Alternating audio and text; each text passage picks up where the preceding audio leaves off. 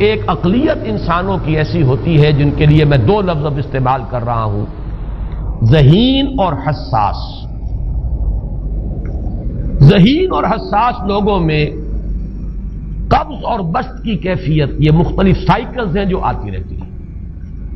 کبھی طبیعت میں پشمردگی ہے، دل بجھا ہوا سا ہے، کچھ نا امیدی سی ہے، خود اپنے اوپر اعتماد کی کمی محسوس ہو رہی ہے، مجھ میں صلاحیت نہیں ہے، میں کچھ نہیں کر سکتا، اب تک جو کچھ کیا اس کا بھی ہے، امنگ بھی ہے، امید بھی ہے، روشن پہلو نظر آ رہے ہیں۔ قبض کی کیفیت میں تاریک پہلو نظر آتے ہیں، مایوسی کے پہلو نظر آتے ہیں، پیسیمزم کی کیفیت، اور یہ جو بسط کی کیفیت ہے اس میں روشن پہلو۔ دیکھو یہ بھی تو ہے نا، آخر یہ بھی تو ہوا ہے، اور بھی ہو سکتا ہے، آخر اب تک میں نے یہ کام بھی تو کر لیا، آگے بھی مشکل آسان ہو سکتی ہے۔ یہ دو کیفیات ہیں قبض اور بسط کی، جن کو کہ صوفیاء کرام نے یہ اصطلاحات، یہ عنوان دیے، قبض اور بسط۔ جتنی انسان کے اندر حساسیت کی کیفیت زیادہ ہوگی، ذہانت زیادہ ہوگی، اتنا ہی یہ جو ویوز ہیں اس کی ایمپلیٹیوڈ زیادہ ہوتی ہے۔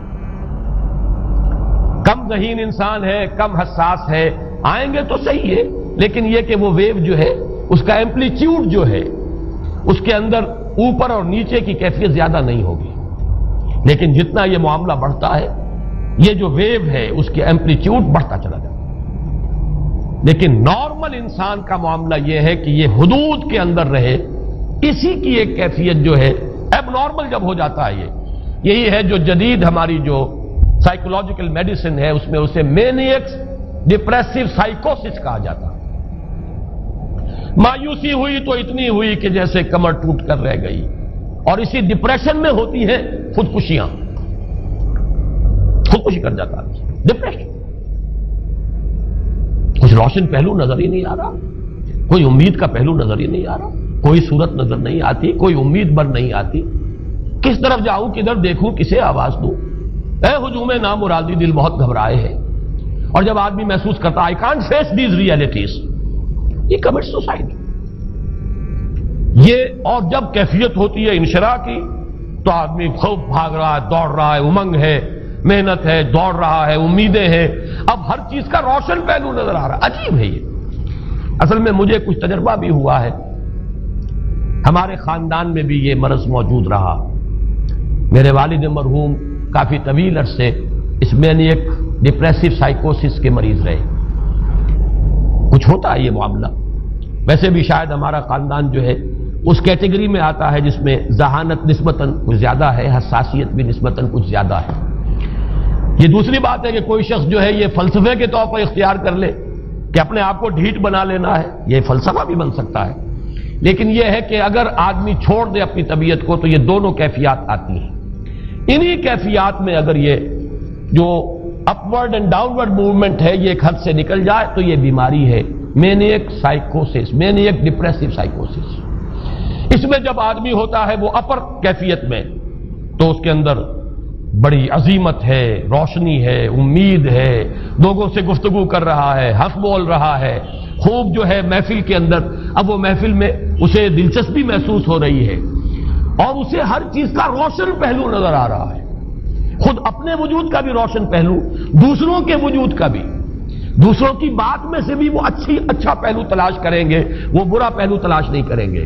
جب دوسری کیفیت ہے ڈپریشن کی، ہر ایک کی بات میں کوئی برائی نظر آئے گی، کوئی اس کی نیت کا فطور ہے، کوئی فساد ہے، کوئی یہ جو ہے بدنیتی کے ساتھ یہ بات کر رہا ہے، کوئی خیر کہیں ہے ہی نہیں، برائی ہی برائی ہے، مایوسی ہی مایوسی ہے، بدلی ہی بدلی۔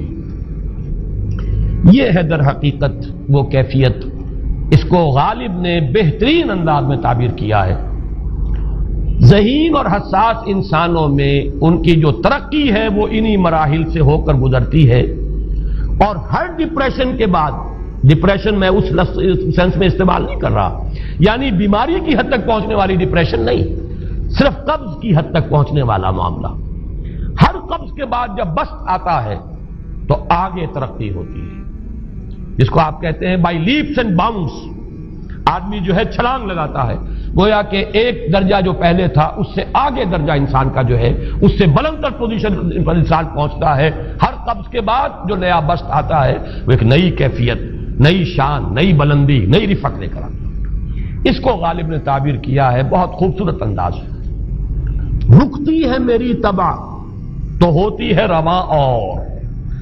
یعنی شاعر بھی کبھی ایسا وقت آتا ہے شعر جو ہے وہ اس پر نازل ہی نہیں ہو رہا، شعر نہیں کہہ پا رہا، طبیعت میں رکاوٹ سی ہے، بندش سی ہو گئی ہے، کوئی کلام موضوع ہو ہی نہیں رہا.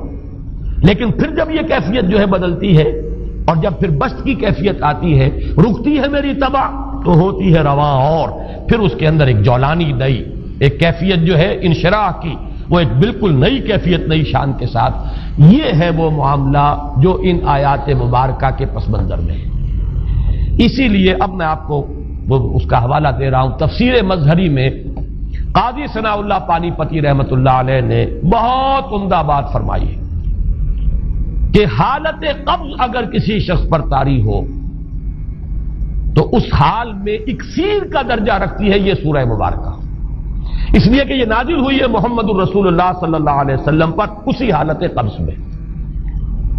وَالضُّحَىٰ وَاللَّيْلِ إِذَا سَجَىٰ مَا وَدَّعَكَ رَبُّكَ وَمَا قَلَىٰ وَلَلْآخِرَةُ خَيْرٌ لَكَ مِنَ الْأُولَىٰ وَلَسَوْفَ يُعْطِيكَ رَبُّكَ فَتَرْضَىٰ أَلَمْ يَجِدْكَ يَتِيمًا فَآوَىٰ وَوَجَدَكَ ضَالًّا فَهَدَىٰ وَوَجَدَكَ عَائِلًا فَأَغْنَىٰ.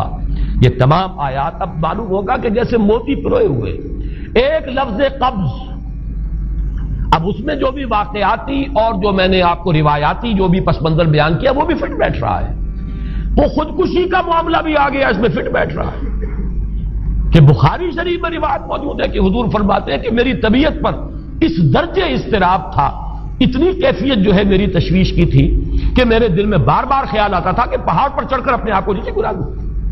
یہ سارے معاملات اب آپ کو محسوس ہوگا جیسے تمام کڑیاں جو ہے وہ جڑ گئی، جیسے رات کو اب آپ اٹھ نہیں پا رہے، اضمحلال ہے، اعصابی جو ہے اعصاب اس درجے متاثر ہو چکے ہیں. صرف یہ ایک احساسات کی کیفیت نہیں ہے، آپ کی قوت فعلی جو ہے، قوت عملی، وہ بھی اس درجے متاثر ہو چکی ہے کہ کئی راتیں گزر گئی اور آپ رات کو نہیں اٹھ سکے، جس پر کہ ام جمیل کو یہ کہنے کا موقع مل گیا کہ معلوم ہوتا ہے محمد تمہارا شیطان تمہیں چھوڑ گیا.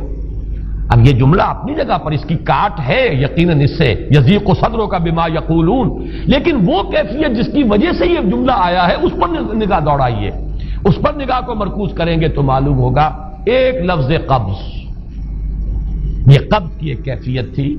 اس قبضی کی کیفیت کا ایک مظہر یہ ہے چونکہ یہ بھی تو در حقیقت قلب مبارک جو ہے محمد الرسول اللہ صلی اللہ علیہ وسلم کا، اسی پر تو وحی کا نزول ہوتا تھا. یہ بھی وہی داخلی احساسات و کیفیات کا معاملہ ہے، یہی بھی در حقیقت یہ واردات قلبیہ ہی کا سارا معاملہ ہے. اس کو آپ خارج سے تعبیر نہیں کر سکتے. نہ ابھی کوئی ایسے مصائب تھے، نہ ایسی کوئی مشکلات تھیں، نہ ابھی کوئی رد و قضا ایسی شروع ہوئی، نہ ابھی کوئی بحث و نزاع کا معاملہ ایسا ہوا، نہ کوئی ابھی کوئی فزیکل پرسیکیوشن شروع ہوئی. یہ سب داخلی ہی کیفیات ہیں، اور ان داخلی کیفیات کے حوالے سے ان سورہ مبارکہ کو اگر صحیح سمجھا ہے تو صوفیہ نے سمجھا. وہ جو اقبال کا شعر ہے کہ کچھ جو سمجھا میرے شکوے کو تو رضواں سمجھا، مجھ کو جنت سے نکالا ہوا انسان سمجھا. اور کون سمجھے گا؟ وہ تو سمجھے گا کہ دکھے ہوئے وہ دل کی صدا ہے. وہ کیا ہے جو اقبال کی وہ ایک نظم ہے، پرندے کی فریاد، گانا اسے سمجھ کر خوش ہونا سننے والے. یہ تو در حقیقت ایک دکھے ہوئے دل کی صدا، فریاد یہ صدا ہے. تو یہ کیفیت جو ہے رضوان سمجھ سکا ہے جو کہ داروغہ جنت ہے، اس نے سمجھا یہ وہی آدم جو نکالا گیا تھا یہاں سے، یہ اس کی فریاد ہے. کچھ جو سمجھا میرے شکوے کو تو رضواں سمجھا، مجھ کو جنت سے نکالا ہوا انسان سمجھا. تو واقعہ یہ ہے کہ اس سورہ مبارکہ کا صحیح فہم اگر حاصل ہوا ہے، وہ امام راضی کو حاصل ہو ہی نہیں سکتا. وہ عقل اور منطق کی گتھیاں سلجھانے والے آدمی ہیں، اپنی جگہ ان کی کنٹریبیوشن بہت. یہ لغت اور ادب کا کوئی خاص مسئلہ اس میں ہے ہی نہیں کہ زمخشری اس میں کوئی جولانی دکھائیں اپنی، اس میں کوئی ایسا اشکال ہے ہی نہیں، نحوی اشکال ہی نہیں. لیکن یہ واردات قلبیہ کا معاملہ ہے، احساسات باطنی کا معاملہ ہے، یہ نفسیات انسانی کا معاملہ ہے. اور اس کو وہی سمجھ سکتے ہیں کہ جو ماہرین علم نفس ہیں، اور وہ ہیں صوفیاء کرام ہمارے ہاں، جن کا وہ ذوق ہے، باطنی کیفیات و احساسات جن کا موضوع ہے کہ یہ در حقیقت حالت قبض کی کیفیت ہے.